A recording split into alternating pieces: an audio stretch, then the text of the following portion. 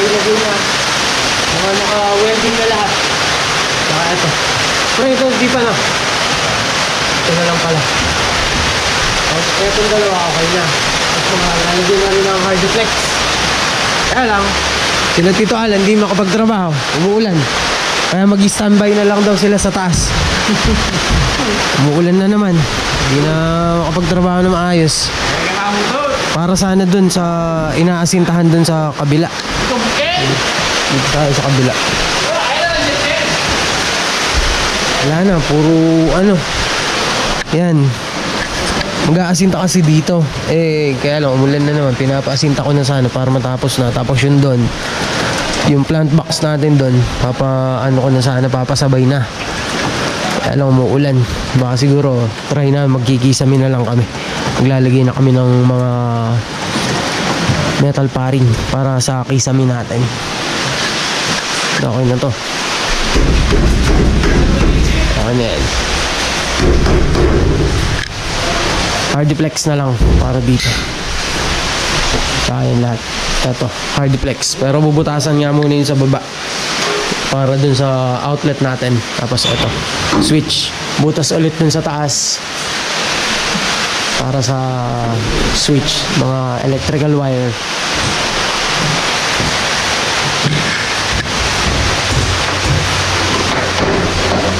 Sakto na pre. Oh, pwede na yun eh.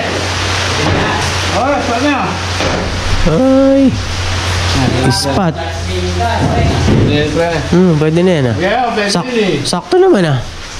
Tutulong mo lang dun ah. Kami yung dumbo. You understand? Understood. Talagang English speaking pa no? Ay kasi iba pa. Sige. No, sige. Ayun ako boss, nakasara na lahat yung dito. Dito, okay na yan. Hanap na lang tayo ng pagpapagawa natin ng pinto. Yung medyo malapit lang dito. Pero yung main door, doon na natin kukunin yan sa may Arayat. Pinagpapagawa ng pinto ni Nino Reggie. Yan lahat nakasara na. Tapos eto naman, etong buong side na to, lalagyan na rin ngayon para tapos na. Ayan na. Pre, may nakalimutan. Talim ng Barena. Yun lang. Dito pang ano, 10mm. 10mm, talim. Discarte mo na lang. Pag-grind mo. Ilan lang naman eh. Boots na lang ano, welding. Pangit. Grind mo konti oh. Tapos, mga ano lang, mga 6. Kayang-kaya na yan. 6 na bakal lalagay natin. 1, 2, 3, 4, 5, 6 oh. Patibay na yun.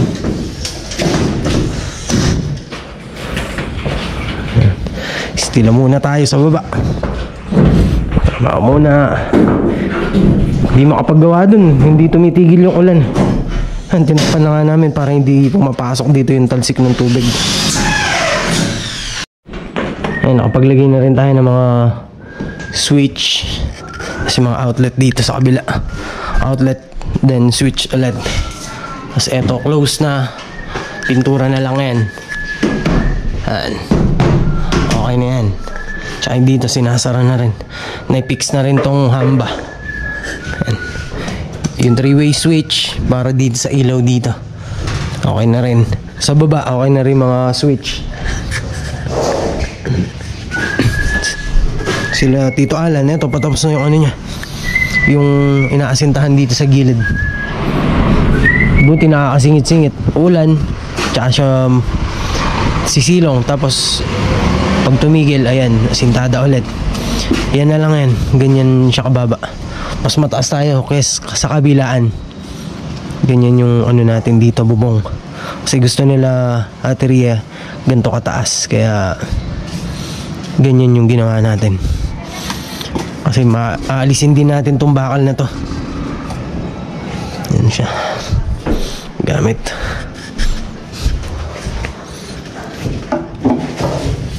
Sana bukas pwede tayong maggawa dun sa kabila. Ito, mga switch. Ito yung outlet natin. Ito, sana bukas, sana wag na umulan para magawa na rin yung dito. Sabay bubong na natin para hindi na tayo nababasa pag umuulan. Hindi lang makaporma dito dahil nga nag-uulan. Pero bukas try natin. Medyo umaaraw naman na. Baka sakali magawa na natin bukas. Tapos yun, papalitadahan pa.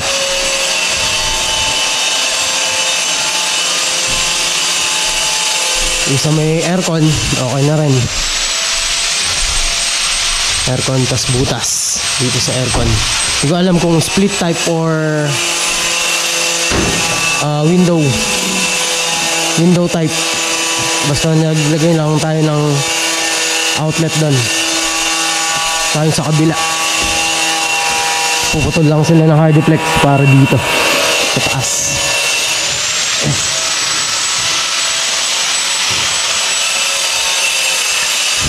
Sila muna tayo. And nakapix na rin pala yun dito. Okay na siya. Lahat. Okay na lahat. Ito, sinisimulan na rin ni Tito Alan yung dito sa may CR natin. Lalagay na tayo ng division dito. Yun, wala namang problema. Bakal. Ilalagay. Maglalagay tayong bakal dyan. Sana makapagdire-diretso na yung araw para magawa na yun dito. Natin alam paano diskargan. Gusto ko naman yun na, kailan nagmamadali ka tsaka naman hindi ka mapagbigyan ng panahon.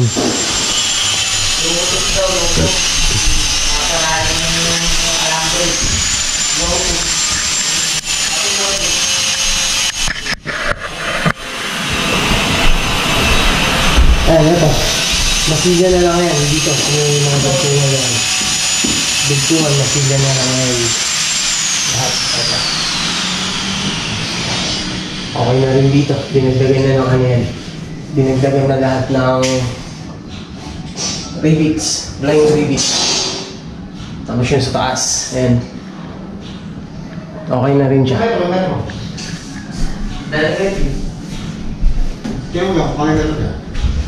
Nakapix na. Ayan.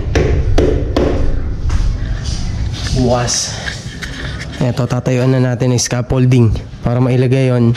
Dire-diretso pati kisame. Lalagyan na rin natin para hindi na aalisin yung pati pintura. Pipinturahan na. Kasi maglalagay na tayo ng tapakan dito.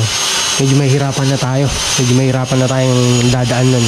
Kaya hindi natin siya tatanggalin hanggat hindi totally tapos yung dito.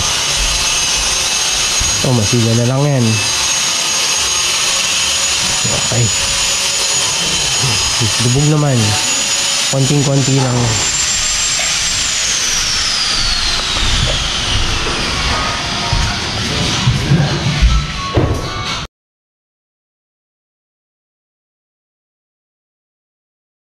And switch. Ito, abang sa ilaw. Center light. Hindi ko pa nailalagay yung pin light. Dalawang wire lang naman yun sa pin light. Ito kaya dalawa. Yung 3-way switch para dito. Etong isa para dito. Sa hallway na maliit na to.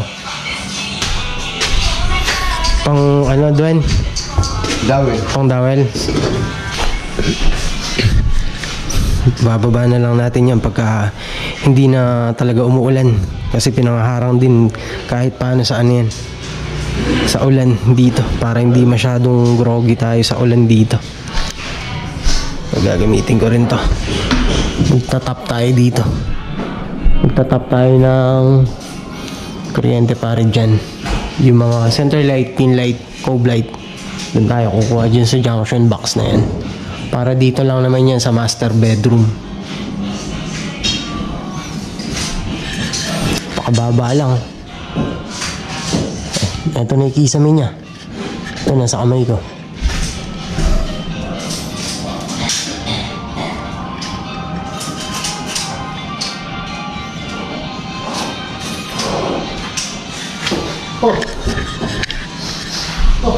And bawas, paano po? Bukas na lang po ulit.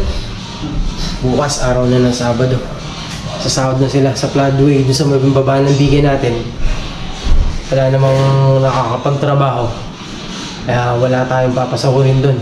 Halos dito lang sila lang dito, yung mga sasahod niyan. Meron man doon, 2 araw lang yata sila. Isa't kalahati, ganun. Paano po? Bukas na lang po ulit. Thank you.